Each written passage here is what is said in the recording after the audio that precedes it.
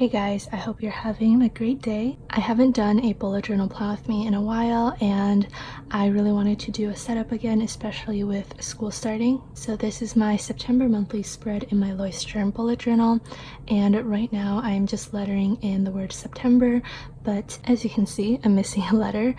I feel like it wouldn't be a proper spread by me if we didn't have some sort of typo. Anyways, after lettering that in, I am just making the monthly squares, and my monthly squares are 4.5 little grid things by 4.5.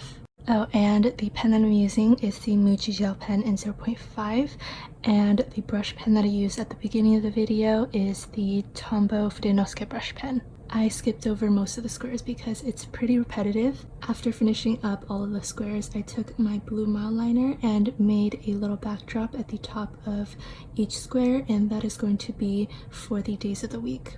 I do like to let them dry for a little bit, so I picked out 2 rolls of washi tape. One is the birthday rainbow washi tape from my shop, and I also picked a sea glass washi tape from Simply Gilded, but it ended up being too thick, so I picked a thinner one.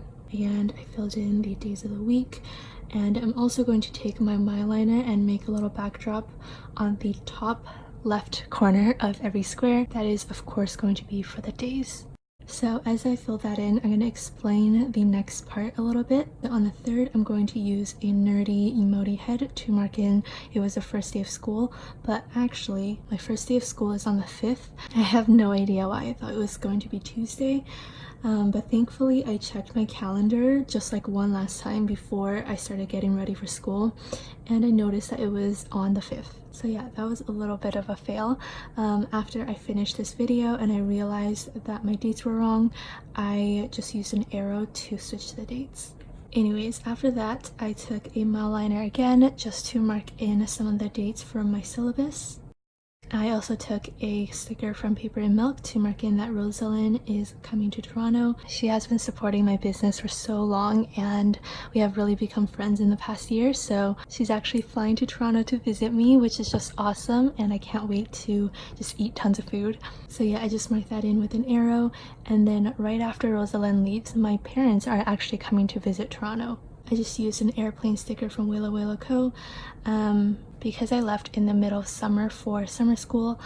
I actually won't be able to go back until December, so we both just thought that half a year of not seeing my parents is a little too long. So yeah, they're actually visiting me and I'm very excited. Also, I marked in on the 28th that I will be a vendor at Planner's Gonna Plan. On the 30th, I put down a bear sticker from Bubba Bear Studios to mark in that my parents are leaving on that day. I then marked in some more homeworks and quizzes, and I also marked in new releases on Saturday. I filmed this plan with me before September even started, so there has been a lot of changes in plans. So yeah, some of the things aren't really accurate anymore.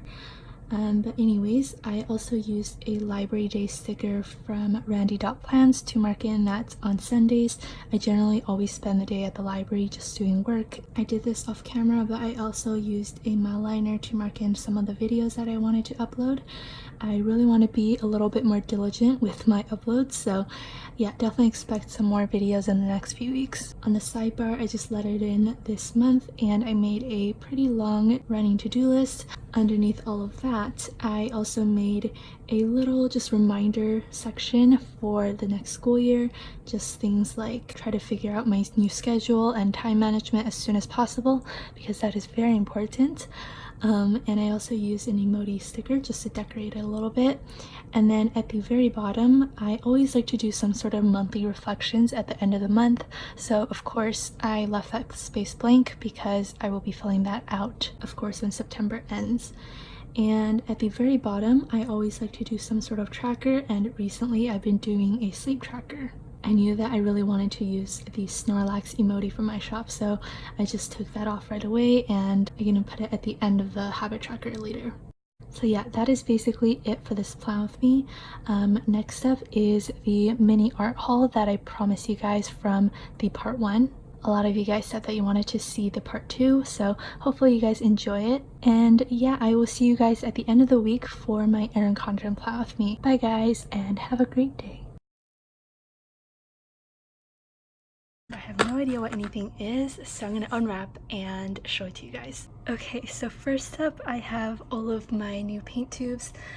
In my previous art haul I showed you guys these 4 Daniel Smith paint tubes, and these are all of the, sorry, I had somebody call me, so I have no idea where I left off, but these are all of my new paint tubes now. I do have a little regret. I ended up getting some student grade Winsor Newton Cotman watercolors because I just felt really guilty purchasing so many paints, so I opted for the cheaper version, but I kind of regret it now because I could have just spent the money. I'm probably going to replace them eventually, so yeah, anyways, I'm still very excited to dive into all of these. I also purchased this watercolor palette that I was talking about in my previous video, and I also got 24 of these little half pans, and I think what you do is you fill it with the paint and you can just put it, how do I put this in?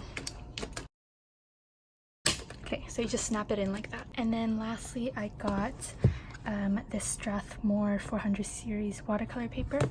This is just 5.5 by 8.5, and I will be doing some paintings with these, especially for prints, and I'm very excited. And then I got this watercolor book. This is where I'm just going to jot down ideas and practice my watercoloring a bit more before I do final pieces on this paper. I am going to paste this to the back of my little tin, and then I'm going to squeeze this out.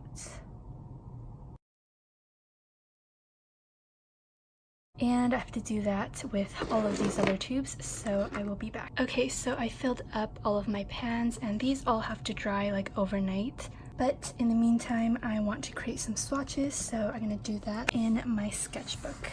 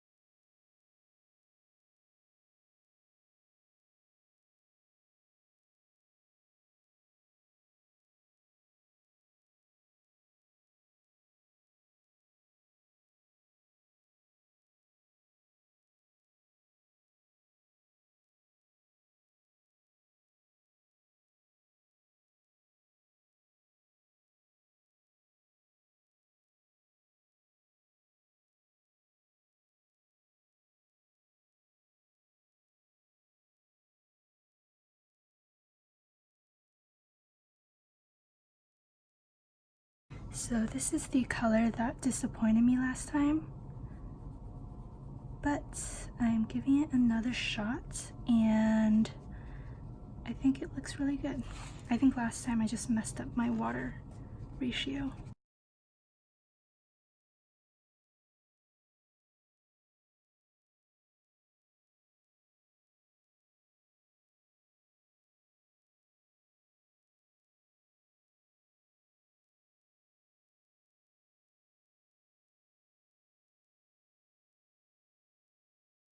I heard a lot of good things about the Winsor Newton Payne's Gray, so I am very excited to try this one. That is beautiful.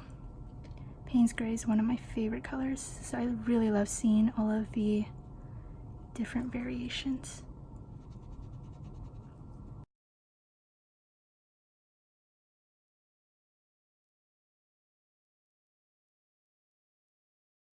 Okay, so those are all of my swatches. I'm gonna let this dry overnight before I paint anything, but I'm very happy with my little haul.